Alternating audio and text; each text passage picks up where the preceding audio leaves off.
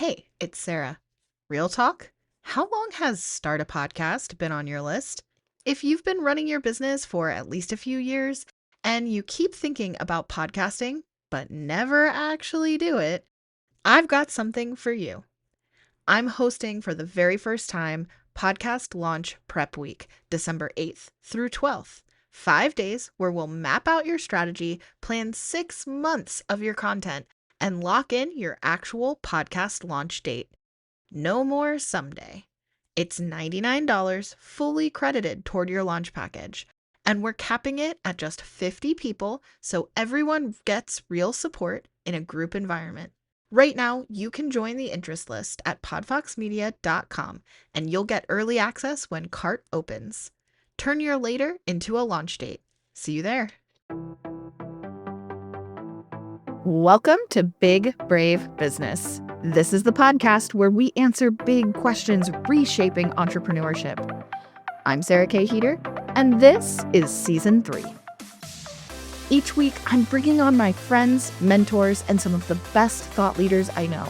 We dive into bold, values-driven conversations about leadership, equity, ethics, and building businesses that actually make a difference.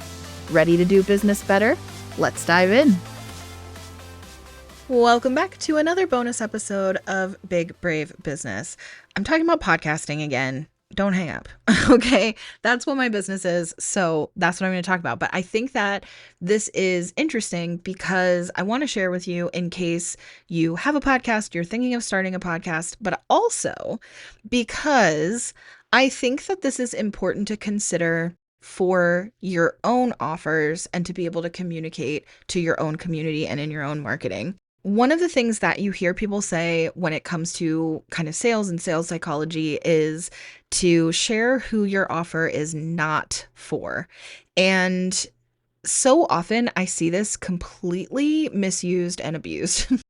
Here's an example of how to do this badly, which is to say, my offer's not for you if you're not ready to invest in yourself, and if you don't want to live your best life. And my offer, you know what? I'm realizing I'm catching myself. I am saying this with a totally sarcastic tone of voice. And the truth is, you might have this on your website right now in a way that sounds remarkably like this, in which case, let me be clear. We're all doing the best we can with the information we have, and you don't know how something could be done even better until someone is able to give you critical feedback. But critical feedback is never helpful when it's sarcastic. So let's dial it back, and I'm going to try that again. I want to leave that in. I'm not going to unrecord it because I think that it's important also for you to hear me catch myself in real time and try to do better. That being said, if you have on your website a section of who your offer is not for, and it sounds something like it's not for you if you're not ready to invest in yourself, if you don't want to make more money in 2026, meaning what you're trying to do is taking kind of and I'm going to be honest, even if it hurts, fluffier talking points of what you want to help people achieve, and you're just making them negative. Like, I want to help people live their best life. I want to help people make more money. I want to help people step into their confidence and their best selves, right? This is a lot of coaches, and I don't know that a lot of coaches listen to this podcast, but if you do, you've already got thick skin, so I should trust that you got through the sarcasm at the beginning of this episode with ease, because I have some guests on here who are coaches, but I also have some guests on here who are very harsh about coaching. But anyway, I think that it's sometimes hard for us when someone tells us this is what to put on a sales page. Put a section about who your offer's for and put a section about who your offer is not for. So you may never have heard the advice to include who your offer is not for, but if you have, then that might be hard for you to identify. I have given this a lot of thought about my own offer, and the easiest way for me, honestly, to come up with this, because if you've ever been on a video call with me, or if you've seen video clips on social media where you can see like my background on Zoom, I have a sign behind me, one of those little message boards that I've never changed the message on, that says podcasting is for everyone.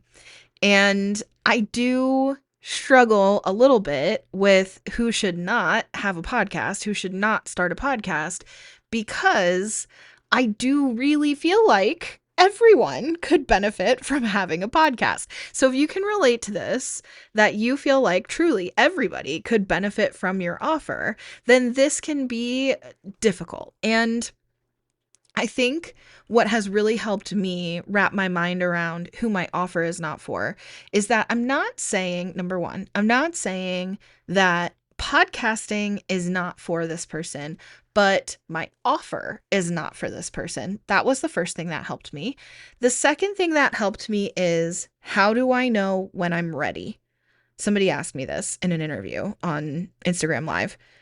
How do I know when I'm ready to start a podcast? And that actually helped me identify who is not ready to start a podcast. And again, I would go so far as to say that I do believe podcasting could benefit anybody. I actually love to play this game on Instagram, if you follow me on Instagram, when I travel, called Stump the Podcast Producer.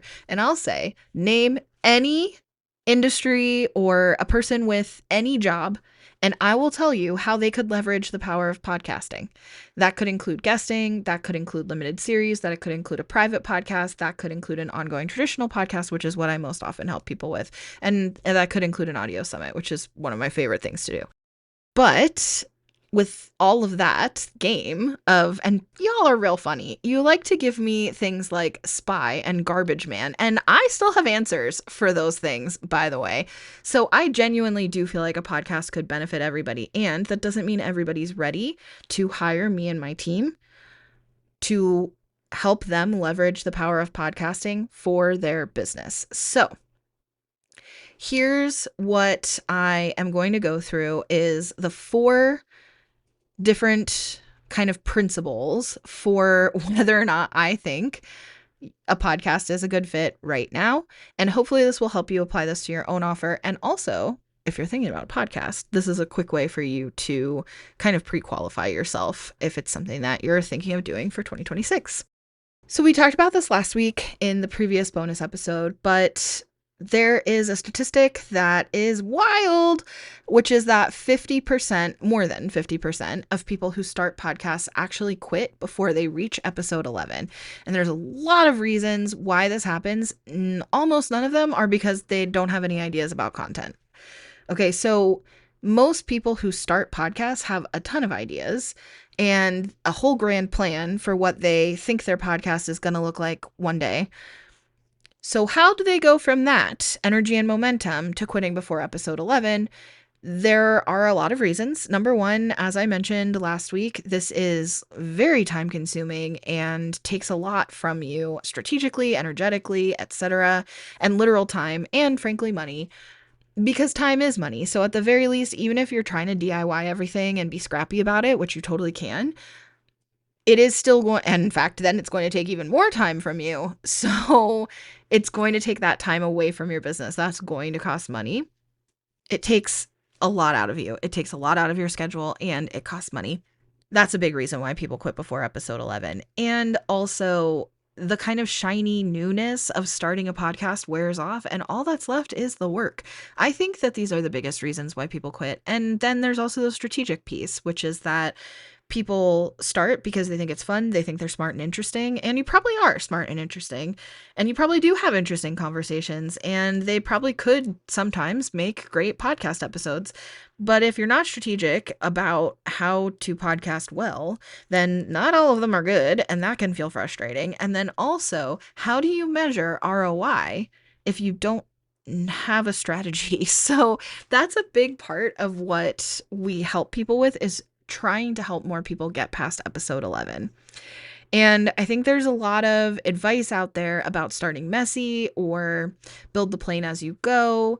And I just think that this is potentially, I don't know, dangerous or harmful advice for people who want to start a podcast, because it is so much work and time and investment that if you don't know how to measure ROI, It's literally just more stuff on your to-do list, and just no business owner needs that. So I think that just start or build the plane as you go can be relevant in certain circumstances and to a certain degree.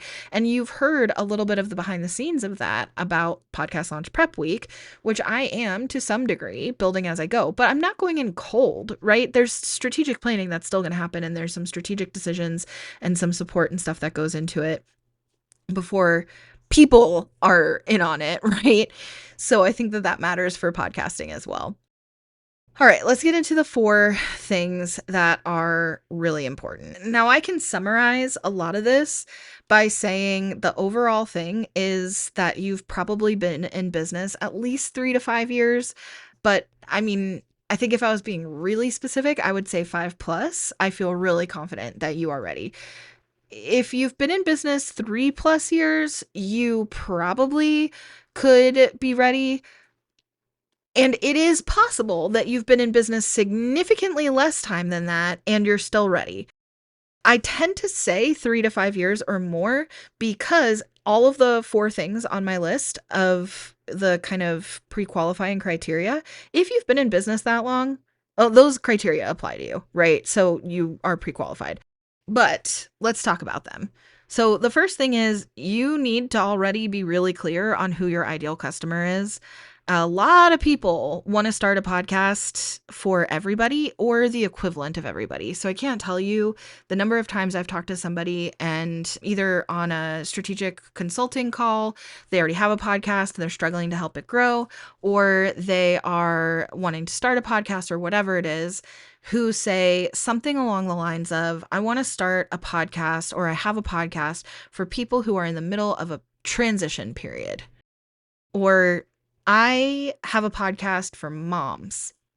And the truth is that that just is essentially the same as podcasting for everyone, even though clearly not everyone is a mom. But moms is just such a huge, diverse group of people that it's just not going to be clear enough on who your ideal customer is. So what I always like to say about a podcast is that it mimics the intimacy of a phone call. So when you're strategic about the content, you actually mimic the intimacy of a phone call. And even if you only have 15 people listening to your podcast each week, you can create a sense of having a one-on-one phone call with all 15 of them every single week. Now, obviously, you couldn't schedule many more than that phone calls with all of those people. So giving them that experience can create a level of know, like, and trust that is unparalleled. But if you tried to have a phone call weekly with someone and you don't know who's on the other end, or you don't know anything about them beyond they're in a transition period, that's literally everybody. It's not going to feel like the intimacy of a phone call. If we know more specifically who we're talking to, for example, let's go back to that mom example. There's a huge difference between what your weekly phone call is going to look like with a brand new first-time mom compared to a mom of middle-aged kids with special needs compared to a mom who's empty nesting. All of them are moms, but they are in really different life stages, and your weekly phone call is going to look entirely different. So you have to be more clear on who your ideal customer is. And by association, then we can take that to your ideal podcast listener. We can dig a lot more into this, and we do. Literally, this is what the 90-minute strategy session that we offer with anyone who's thinking, the private strategy session with anyone thinking of starting a podcast. This is one of the things that we go through. And we're definitely going to dig more into this during Podcast Launch Prep Week, so you can actually explore this and make sure you're really clear on this before you move forward. But truly, before you even come to Podcast Launch Prep Week, you're going to want to know the answer to that question. Who's your ideal customer? The second thing, related, you need to have a proven offer. So you need to know what you're selling, and you need to know there's a market for it, and you need to already have tapped into that market and people are already buying it. The thing is that a lot of times, some of my favorite people to work with have been people at the beginning who are hoping that starting a podcast will help them start a business. And this can work. And if you say you've got the money to pay somebody to help you make that podcast happen, who the hell am I to tell you you don't? And so in the beginning of my business, I used to work with a lot more people at the beginning of their business journey. But what would happen is if you weren't already clear on who your ideal customer is, what your offer is, and you're already selling it to them and making revenue from it, then our sessions are going to turn into a lot more business coaching instead of podcast coaching.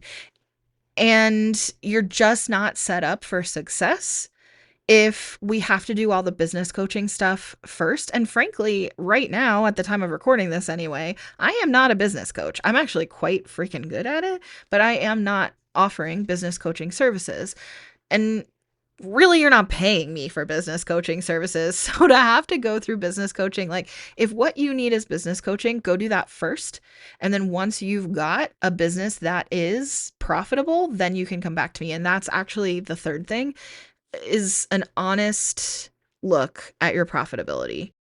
Is your offer profitable right now? And if it's not, focus on that first. Get your offer profitable first, and then we can come back and actually build in these layered opportunities for thought leadership and for expanding your digital footprint with a content library of your expertise, for improving your SEO through a podcast and the additional content creation that comes from that, and so on and so forth. But get profitable first, and then we can layer in a podcast.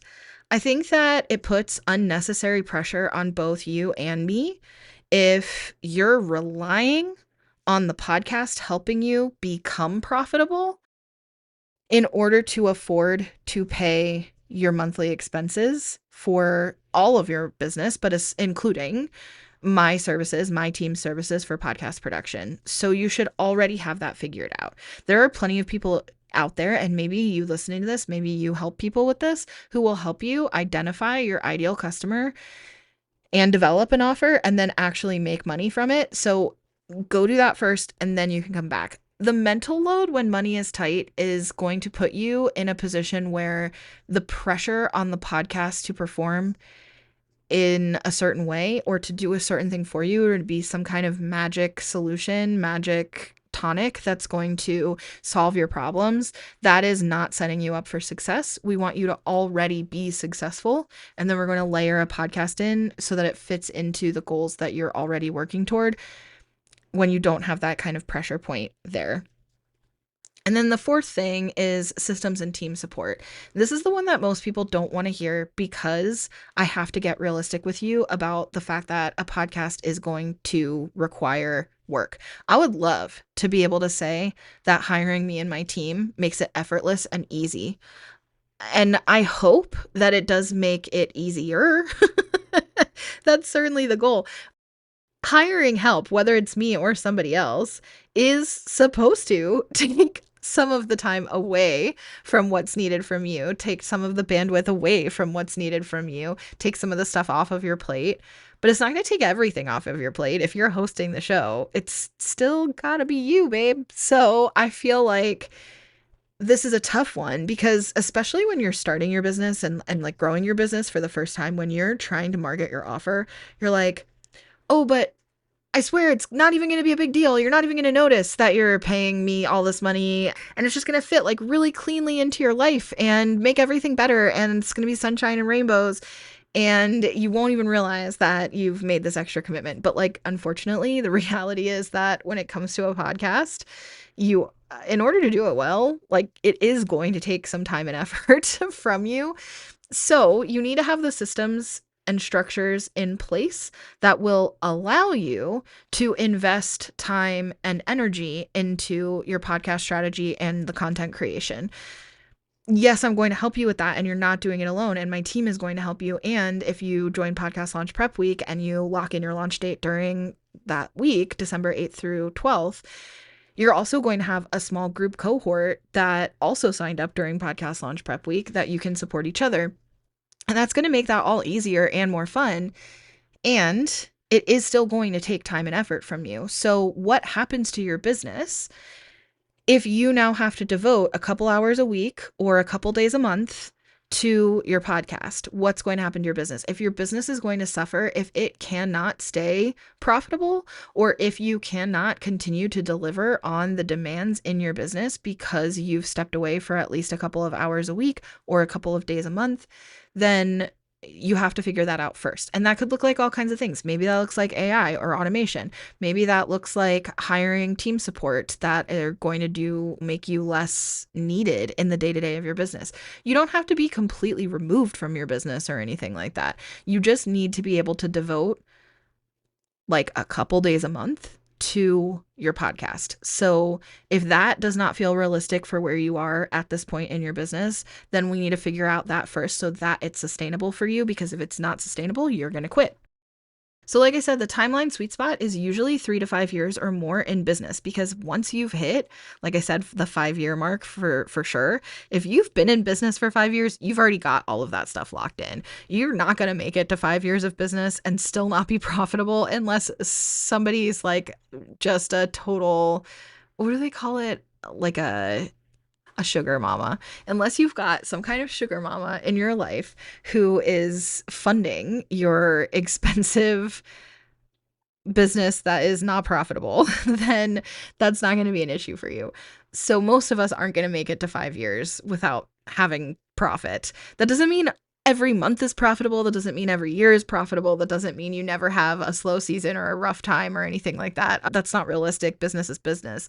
But you would have some profit. You would already know what your business is by the time you reach that point. And maybe you know that really fast. I think my business model was pretty locked in the first 60 days of my business. I knew what my offer was. I knew who my ideal client was, and I had revenue coming in. Was it profitable? I think technically it was profitable from my very first client because my expenses were so low in my business, but I had life to fund. So was my life profitable? No. And listen, is it ever? Because I just keep spending more money when I make more money, but that's just real talk. That's a whole other episode. So all of that to say, I think that for me, I could have felt ready to check off most of this criteria in my first 3 to 6 months of business. Maybe that's you. But that's not everybody in their first 3 to 6 months of business. That's why I say 3 to 5 years in business is a sweet spot. So hopefully this is helpful for you to start thinking about, first of all, if a podcast is right for you, but second of all, what that looks like in your business for your offer, how you can be clear about helping people pre-qualify for themselves. Where do I fit here? How do I know if this is right? And what's crazy about this is if you have not figured out how to implement this in your marketing and your messaging, it actually helps build trust, because you're not just saying, I've got a magic tonic for you. Like, this is a get rich quick solution and it's for everybody. And if you wanted it bad enough, you would make it work because this is going to make you rich. Like, if I'm not selling to you that way, I'm actually building trust by saying, actually, this is just really not for everyone. And here's how you know whether or not you're ready. And here's exactly what you need to do to get ready. So I've been sharing this on social media recently because of course I'm talking about podcast launch prep week. And I've had people who know they want to work with me messaging me, trying to figure out like, how do they feel, self-assessing the criteria that I've laid out. Like, I don't know. I mean, I do feel like I'm really clear on my offer. I do feel like I'm really clear on my person. I have some money coming in, but I don't know if I would really consider myself profitable. And then we get to have a real talk conversation about, is a podcast going to be the best next step? Or are there other ways you could be spending those same hours getting more profitable so that you are more comfortable and confident taking on a podcast? Does that make more sense for you right now? And if so, we're going to do podcast launch prep week in another 6 months. So you can hit us next time if it's not right for you yet, or come do podcast launch prep week with us, knowing that you're planning a longer game. You're not planning for Q1 2026. You're planning for Q3 or 4 2026. And that's okay. if you've pre-qualified yourself of like, I want to come hang out with Sarah and work with her on my podcast and her awesome team, you can come hang out with us in podcast launch prep week, December 8th through 12th. You can sign up at podfoxmedia.com. We have the form there for you to fill out. It is $99, but if you lock in your launch date and you do want to work with us in Q1, we're actually going to roll that $99 straight into your launch fee. So it doesn't actually cost you anything extra.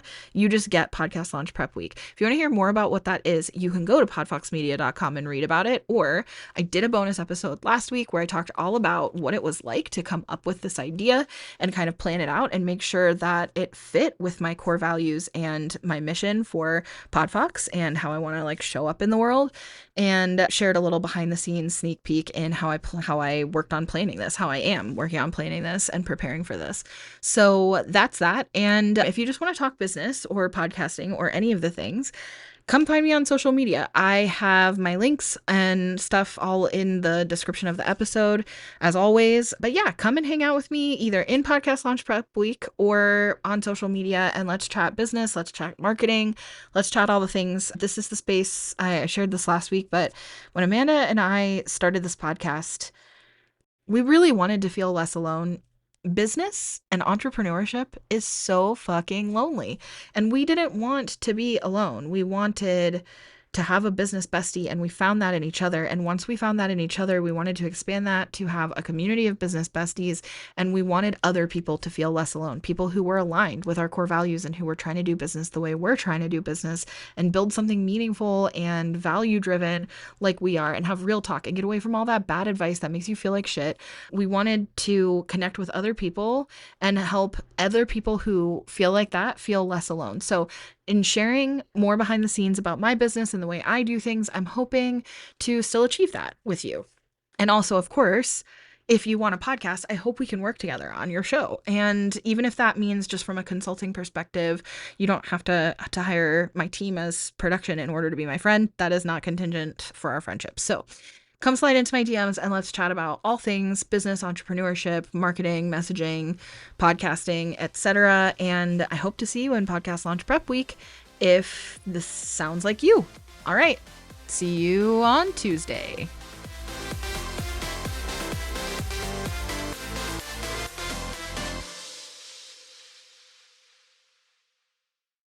Hey, it's Sarah. Real talk? How long has Start a Podcast been on your list? If you've been running your business for at least a few years and you keep thinking about podcasting but never actually do it, I've got something for you. I'm hosting for the very first time Podcast Launch Prep Week, December 8th through 12th. 5 days where we'll map out your strategy, plan 6 months of your content, and lock in your actual podcast launch date. No more someday. It's $99 fully credited toward your launch package. And we're capping it at just 50 people so everyone gets real support in a group environment.